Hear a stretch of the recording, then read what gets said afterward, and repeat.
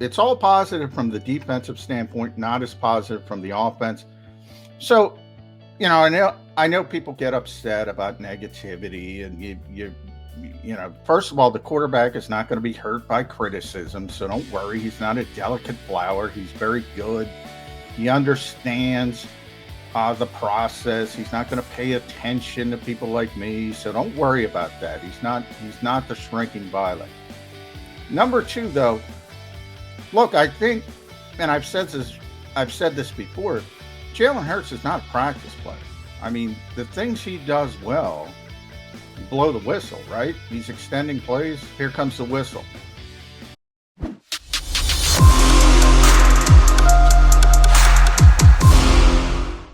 And a good training camp Monday, Birds fans. Appreciate you streaming on here at Birds 365. You'll get a triumvirate of voices here to get you going on this Monday morning.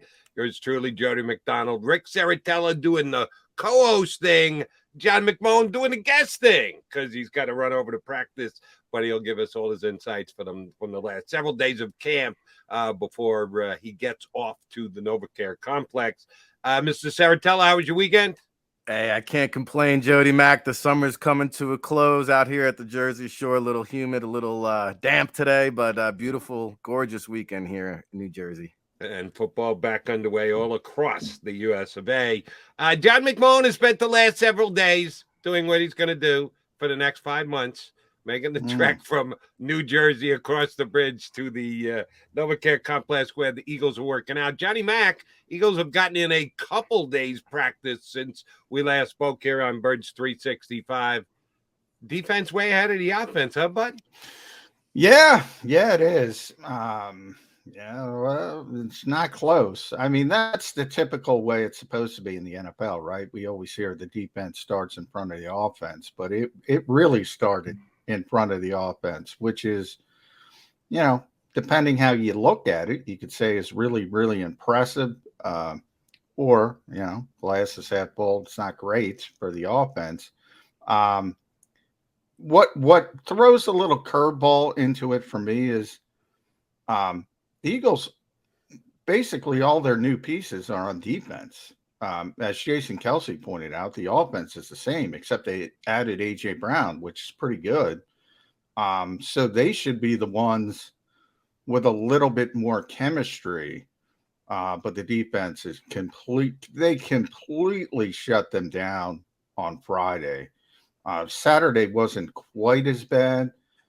But I mean, if they complete a pass 10 yards down the field, it's news. At least with the first team. And that's a positive. James Bradbury was unbelievable on Saturday.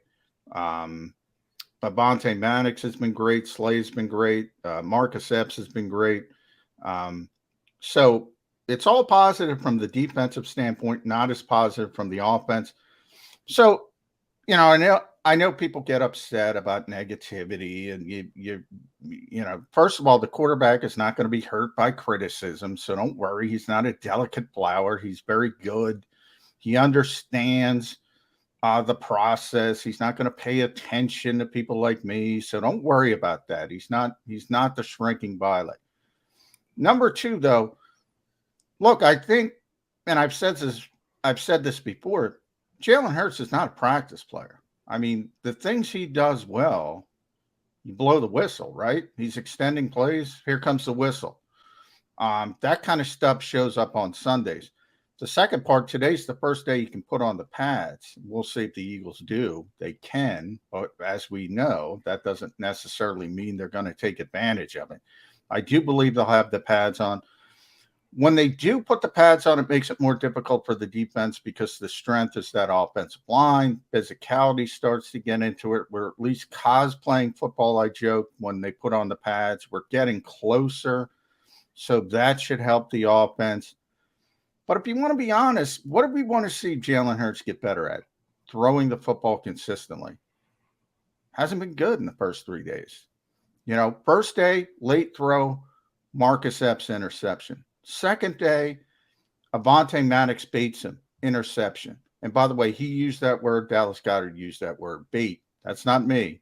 They baited him, interception. Saturday, He rolls to the left. His Zoolander-like kryptonite, I call it. Can't go left. That's what Tampa Bay does. What does he do? Tries to throw the football back across his body in the middle of the field like he's Patrick Mahomes. Interception, Andre Sacheret. All you can do is report what's going on there. Not good.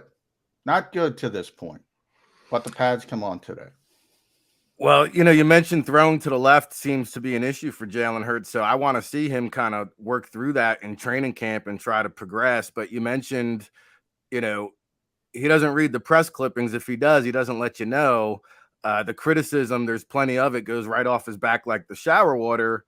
Miles Sanders, A.J. Brown, not so much. Not as much. We saw Miles Sanders taking second team practice reps, which we shouldn't really make a big deal of, but there were some in the media that wrote about it. Miles Sanders kind of talked about it.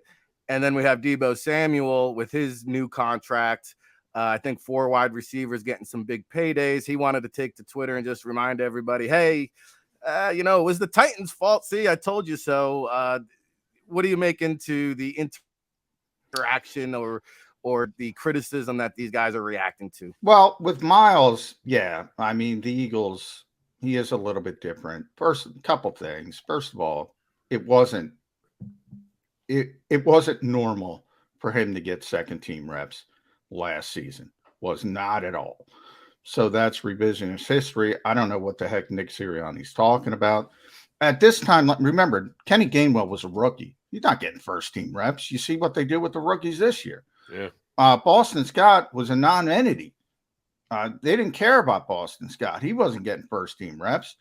So that's why it became a rotational thing.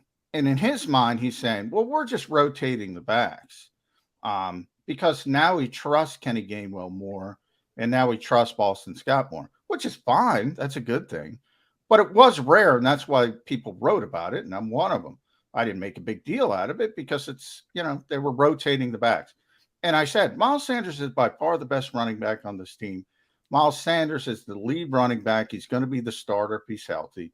All that part is true. Nick made a big deal out of it yesterday. The first play was probably the best play for the offense. Miles got loose for a big run. Again, no pads, so I don't know how meaningful it is, but Nick Sirianni ran over. The reporters were there. Miles is taking first team reps. Miles is taking, he's the starter. They made a big deal. He's the starter. He is the starter. As far as A.J. Brown in Tennessee, look, he doesn't like how Tennessee handled the situation. And he's right. You look at Terry McLaurin, you look at DK Metcalf, you look at Deebo Samuel. He said, we basically all got the same contract, so don't blame me that I'm out of Tennessee. Blame Tennessee. And then he said, let's go Birds or something like that. But, it's funny. Howie Roseman was the one who said, and Jody knows this, sometimes you got to zig when everybody zags, but then he ended up paying the receiver anyway. Mm-hmm. Tennessee's the one that zigs, so we'll see who's right. Everybody else, the Eagles went with the crowd. So we'll see if Tennessee's right or the Eagles are right. John, following up where Rick was going on the Miles Sanders second team rep thing. As a matter of fact, the first time anybody got a chance to comment at whatsoever might have been with me. I was on WIPO and here on Birds 365 on Friday, and we had Elliot Shore-Parks on shortly after camp ended. And I asked him the question, how did the Eagles' lead running back look catching the ball today? Because I want to know if Miles was doing a good job catching any flat passes he got. He goes, Jody, the Eagles' lead running back was not Miles Sanders, if that's who you're referring to. And I had no idea that he had taken second-team reps. And Elliott pointed out that 0 practices last year was Miles Sanders not the lead back. Not according to Nick Sirianni, but Elliott's right. Elliott's right. You got to give Elliott. He keeps copious notes on the Eagles in practice. So I certainly believed Elliott when he said it, and that is the case as far as I'm concerned. So it was a notable story.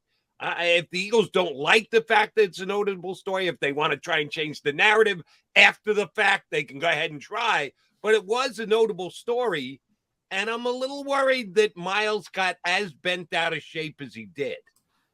Is that a good thing or a bad thing? That he's already nervous, he's already complaining, he's already whining? or he's got a burr under his saddle and he's going to play that much more motivated? Which way is this going to spin going forward? I think more the latter. Look, it doesn't matter. The Eagles don't care if he doesn't like us, so they blame it on us, which is fine. And if that creates a chip on his shoulder, the real chip on his shoulder should be the contract situation. The Eagles have no interest in extending him right now. And by the way, I don't disagree with the Eagles' perspective from that. Nature of the position, his injury history, blah, blah, blah. So that's the real issue. And he's already got a chip on his shoulder. And if this helps him even more, that people are saying he's second team, he's not second team. He took second team reps. They are rotating the guys. I think it has more to do with more trust in Kenny Gainwell and Boston Scott than anything to do with Miles Sanders. In fact, they probably think it'll help Miles Sanders, less wear and tear in August when it's meaningless. And maybe that saves his legs a little bit for the season. So, it depends where you want to go. The Eagles are telling the truth. He's a starting running back. There's no question about that. But they're not telling the truth about things have changed with the reps.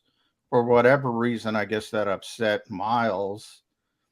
And if he uses it in a positive fashion, it's who cares. But yeah, it was definitely a story, Jody. I mean, it didn't happen last year. But I do think people went the wrong direction with why it's happening this year versus why it didn't happen last year. Last year, they didn't have trust in any of the other running backs. This year, they have trust in other running backs, which I think is a positive. Yeah, I could see Gainwell kind of being the X factor of the Eagles offense this year. I know he never took more than 40% of the snaps in any single game, I believe, a year ago, but he still managed, I think, 536 rushing yards. I think he's getting more acclimated to the offense. And hey, I wouldn't be surprised if Kenneth Gainwell is toting the cowbell share of the carries by the end of the season. So that's something I'm going to keep an eye on.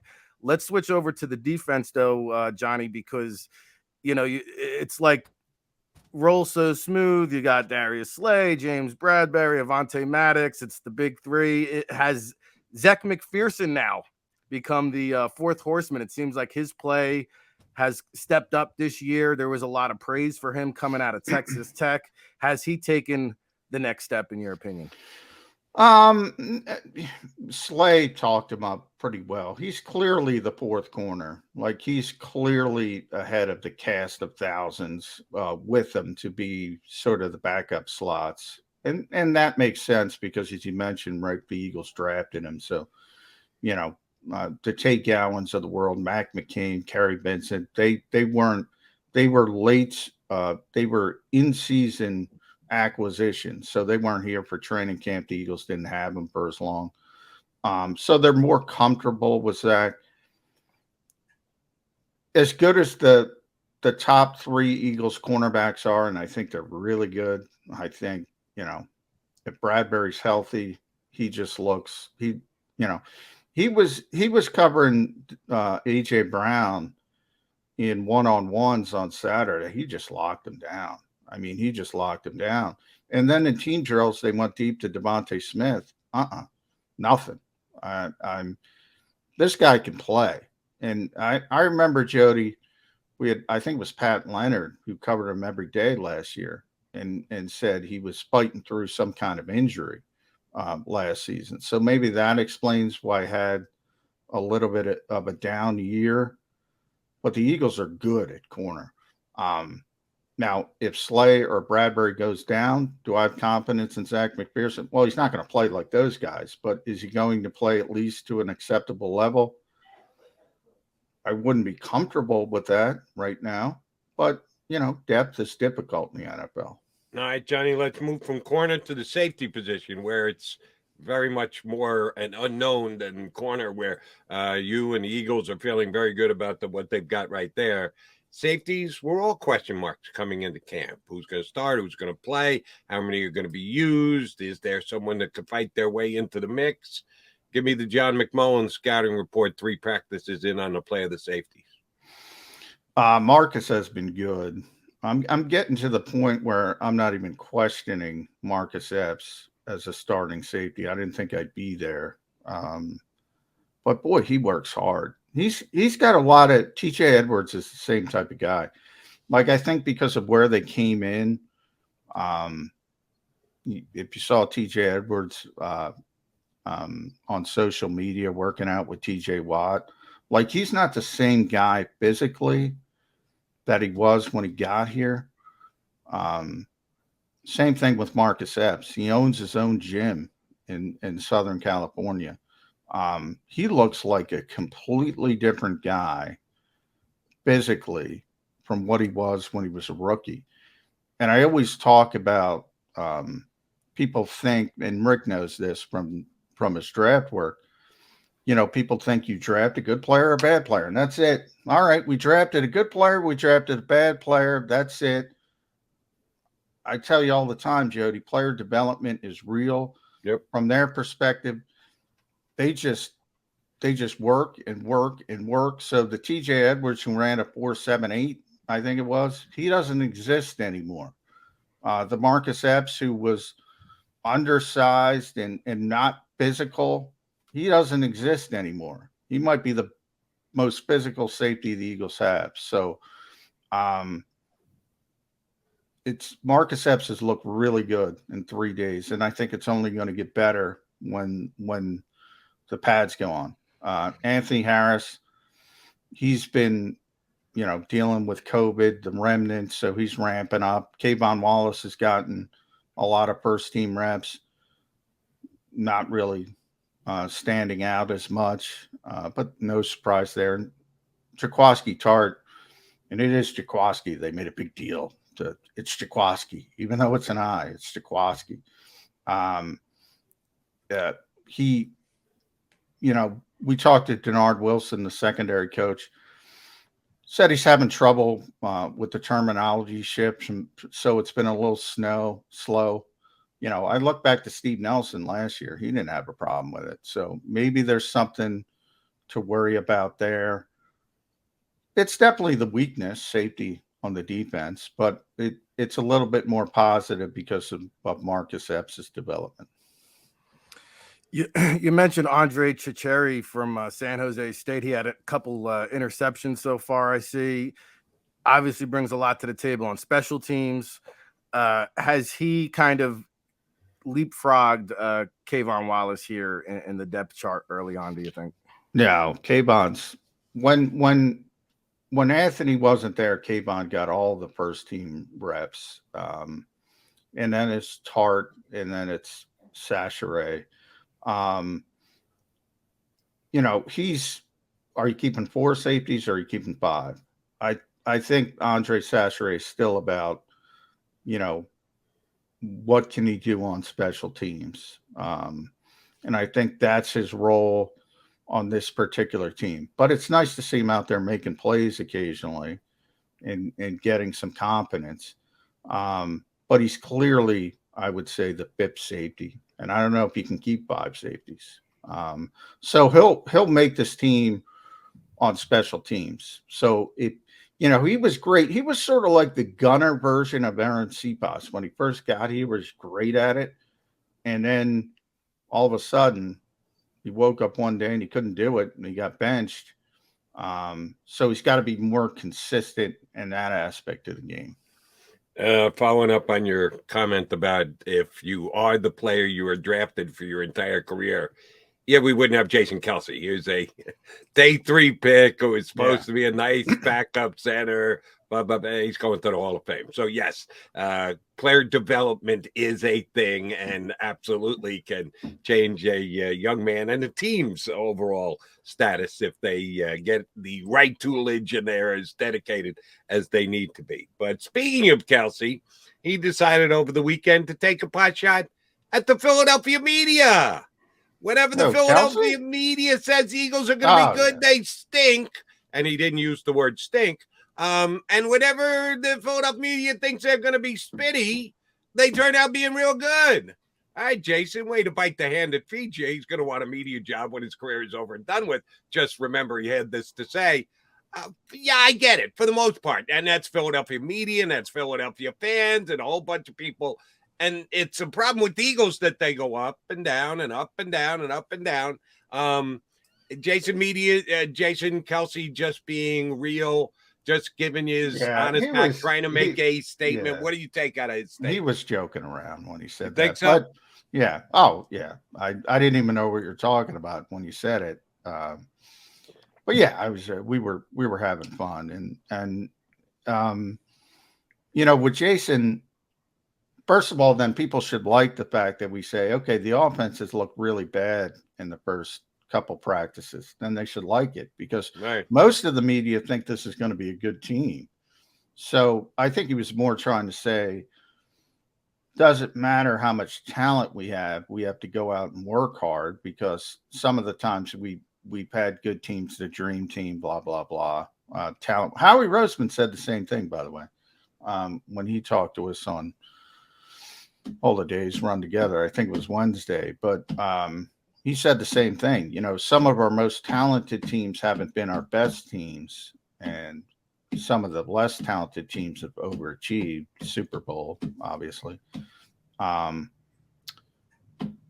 Jason sort of said the same thing. So it's about, the locker room, and it's about guys working hard. You just can't roll out there and say you're a good team. And I think that's all he was trying to say. He was just Kelce always jokes around. He's not taking shots. I know the offense has struggled, John, but the offensive line sounds like they look somewhat clean. I mean, Lane Johnson is healthier. Dillard is in the best shape of his life from what I've heard. Jordan Mailata, you talk about his development going from a developmental player to now a veteran leader, and where some of the younger players are looking up to him. How has the offensive line looked?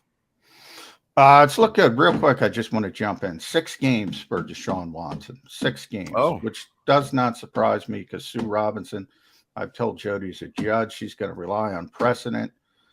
So she relied on precedent, Ezekiel Elliott, Ben Roethlisberger. 6 games for Deshaun Watson. We'll see what the fallout is from here. It's not going to be good for the NFL. I will say that. So we'll see if they appeal. But 6 games for Deshaun Watson, which I think the Browns can live with if it ends up like that. Offensive line, Rick, you were talking about. I mean, that's the thing where you have to have hope if you're the Eagles, because if you're an Eagles fan, because of the offense looking shaky. When those pads go on, everything changes because that offensive line is so good. You're not allowed to be physical until the pads come on, and really until the regular season, let's be honest. But it starts to show up a little bit more. And, yeah, Lane Johnson's healthier. Jordan Mailata is getting better and better. We just talked about Kelce. Landon Dickerson's only going to get better and better and better. And Isaac Seumalo, one of the most positive things of the early camp was when we left OTAs, Isaac said, I'm not sure if I'm going to be fully cleared for training camp coming back from that Liz Frank surgery. He had 2 surgeries, one to put in the hardware, one to take it out. He said he wasn't sure he would be a full go, and he was a full go. So he's settling in. It's going to be, if it's not the best offensive line in football, it's top 3, top 5 at worst. So that's the strength of the Eagles offense. It remains the strength of the Eagles offense. All right, Johnny Mac, we know you got to run here in a couple minutes, but I do want to follow up. I think it's ironic that Sue Robinson comes out with her announcement like 35 minutes early. Last night was being reported it was going to happen at 9:00, and it breaks at 8:25. She drags her feet for weeks, but then beats the clock and gets out with an early statement, which is, in my opinion, humorous. Goodell is going to handle this, right? The NFL is not just going to rubber stamp it and go, okay, 6 games. I loved what the NFLPA did last night. They've got a slingshot in their hands, and they go, we're willing to put down our slingshot. We're just going to accept whatever she says. The NFL has an Uzi in its head, and they expect the NFL to put down their Uzi, which is the fact that Goodell controls everything. What I was laughing at most is, and they shall remain nameless, but You had some people put out, oh no, they don't know what the suspension's going to be. Oh, they were very aware. The whole thing, why it took so long, was settlement talks. And Judge Robinson wanted the two sides to settle, and that's why it took as much time as it did. From the NFL standpoint, their strategy was clear as well. They leaked they wanted a year to look tough in the court of public opinion. That's why they leaked that information. Now, I think their hope is we could say, look, the process has changed. It's independent. Judge Robinson made her decision, and people would accept that. I think they're going to be very shocked about how people don't accept that. They are going to blame the NFL. You already see it. Calvin Ridley got suspended for a year, and sexual misconduct, 22 set, you only get 6 games. Now, it's very difficult to explain to the average fan. One is a completely rigid, structured penalty, collectively bargained. The other is open to interpretation by an independent arbiter.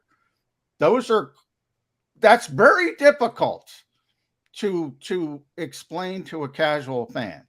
I tried to do it for years with marijuana. The penalties were very structured. So they would say, you can't smoke weed in the NFL, but you can have domestic violence. One was a structured penalty, one was not. It is very difficult to explain that to people. They don't get it, to be perfectly blunt. The NFL is going to get blamed for this. So it depends how they handle the fallouts. They wanted to rely on Sue Robinson's decision. They wanted to say, you know what, we wanted a year, but she decided on 6 games. She's the final call. 6 games it is. To me, it depends on how big the sort of backlash is, and I think the backlash is going to be huge, to be honest, from my perspective. No, hold on. When you say backlash, you mean backlash against 6 games, or backlash against the NFL coming in and going, no, 6 games is enough. Yes, we've got the hammer. We're going to dictate. No, not backlash from the NFL. Backlash from the general public.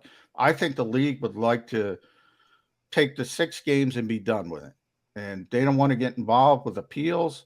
They don't want to go down that road. But if it gets to the point like it did in Ray Rice, Rick, you're in Atlantic City, I believe. If it gets to the point of that, where everybody just says this is awful, and they're not going to blame Sue Robinson, they're going to blame the NFL. Yeah, I guarantee you guys, they're going to say exactly what I said. Calvin Ridley gets suspended a year for betting. He gets suspended 6 games for 22 sexual misconduct allegations. That's how it's going to go. People don't understand. One is structured, one isn't. How does the NFL handle it? I think they want to wash their hands of it. Will they be able to do that? I'm not sure. Man, I'll tell you that's the equivalent, I guess, of a 333,000 fine, I guess, because he's only making $1 million this year. Well, so fine. The kudos to his agent for working out that deal. Yeah, I think you're going to see, especially from the women's groups, have a big problem with this suspension, and it's all going to be on the NFL. It's not going to be on.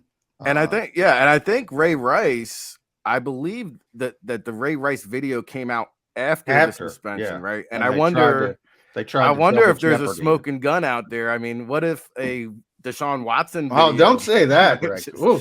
Well, there's some rumblings. I'm just saying. Yeah. If there's a smoking gun out there, it's going to get ugly. And let us not forget, guys, that the NFL has wanted the suspension to be open-ended forever. That they are fearful of a potential smoking gun. Indefinite suspension is what the NFL has floated several different times, and that's why I think the hammer's coming out, John. You've said you think the NFL would like to just let this go. If they believe and perceive that it will not get much outrage from the fan base, they'll just accept the 6 games and everybody will move on. I don't think there's any way the NFL does that, because of the fear of a potential smoking gun, because they want it indefinite. Because who knows? Yeah, the suspension starts, and all of a sudden, here comes one of those 2 cases that hasn't been settled yet, and they've got more information than anybody else. How much egg would the NFL have on its face then? Oh, no, I think they want to keep this very open-ended and not just say, okay, 6 games. Shoot, 6 games, that's a long vacation, and then he's going to be back in the National Football League. Oh, I think there's no way the NFL. I mean, there's this giant. He settled 3 more cases, so 1 is open. 1 is open-ended. I do think, from the perspective of if there's any new allegations, you don't have to worry about what Rick was talking about, that double jeopardy clause. So I don't think you have to worry as much about the open-ended part. The NFLPA and Deshaun have pretty clearly stated that they're going to take this to federal court if the NFL overturns Sue Robinson's decision, which is their right.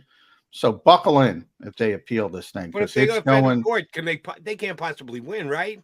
It's collectively bargained that Roger Goodell has final say. Yeah, historically, and every time they've gone to federal court, they have won battles, but they have lost wars. And by that I mean the NFL always wins in the end because of what you just said, Jody. They collectively bargain this. Tom Brady was the closest. He was on the verge of going to the Supreme Court of the United States about deflated footballs, but that's another thing.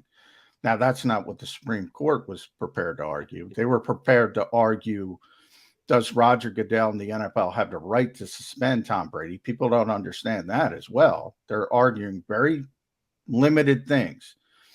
And Ted Olson, who is, and I got a chance to talk to him, former U.S. Solicitor General, he said, you're not winning this. So we can go. I'll argue it for you, but you're not winning, because what people don't understand is if the Supreme Court overturns a collective bargaining agreement involving the NFL, that opens the Pandora's box to every other CBA in every other aspect. So that's why the NFL always wins at the end. But yeah, we're going to have a lot of hurdles. The NFLPA is going to win some battles. But yeah, if you're asking me for a prediction, there's no way the Supreme Court overturns a collectively bargained CBA, because that will create so many more headaches in other aspects of society for them. And I am predicting that's exactly where we're headed. The NFL will not just say, all right, 6 games, good. Thank you, Sue. I don't believe that. I believe that Roger Goodell, there will be an appeal, and Roger Goodell will set a new bar. Johnny, I know you got to run. You got to get over there. Can't miss Coach Sirianni. Yeah, tell Nicky boy we said hi, and we'll get you back here tomorrow, brother. Safe travels. All right. Thank you, guys. Appreciate it. Thanks, Johnny.